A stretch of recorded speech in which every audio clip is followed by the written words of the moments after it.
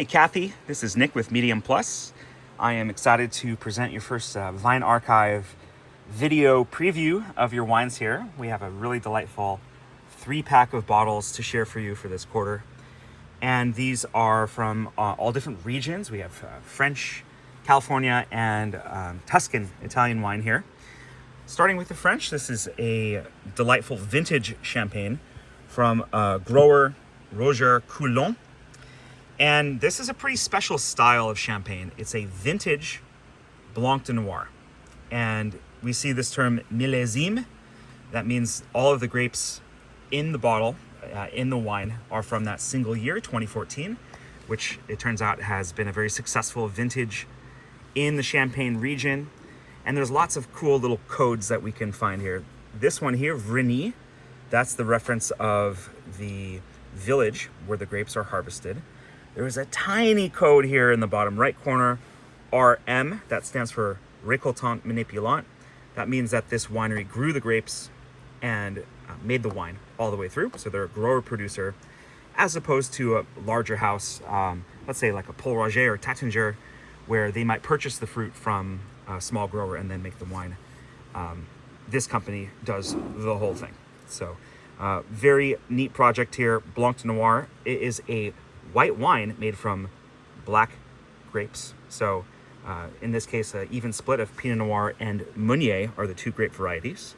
And you can even get into the details here of dosage. It has 3 grams per liter, so it's a very dry style of champagne, and disgorged in 2023. So it has just over 3 years of age since it was released from the winery. So a lot of really interesting details. But the most important part, it's going to be delicious, and you can expect from a Blanc de Noir this to have a nice breadth of texture and fruitiness, as opposed to a Blanc de Blanc, which might be more creamy and linear and fresh. This is going to be a bit more weight and intensity to it. So excited for you to try that. Next is a very special Chardonnay by Kosta Browne. This is a single vineyard from Anderson Valley. Anderson Valley has become famous in recent years for its sparkling wines. So some of the best, actually, champagne brands have begun production in California to make some nice sparkling wines. And of course, the still wines from Anderson Valley are terrific as well. I really enjoy these Chardonnay from Kosta Browne.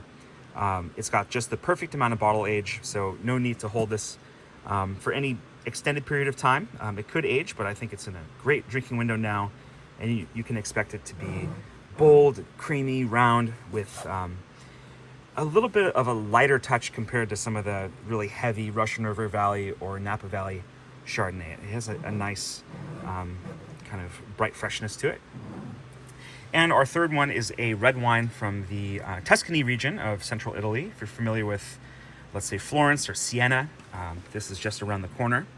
And you can see that the town that this winery is based in is Greve. And Greve is a famous village in Chianti.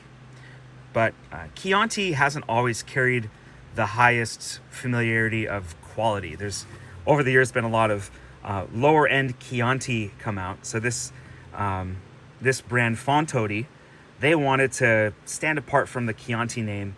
And although this is made from the same grape, Sangiovese, they use Colli Toscana Centrale. Sort of it's almost a throwaway designation. It doesn't really mean a lot, this Colli Toscana Centrale. It's just like the hills of central Tuscany. The main thing here is the name of the wine, Flaccianello della Pieve.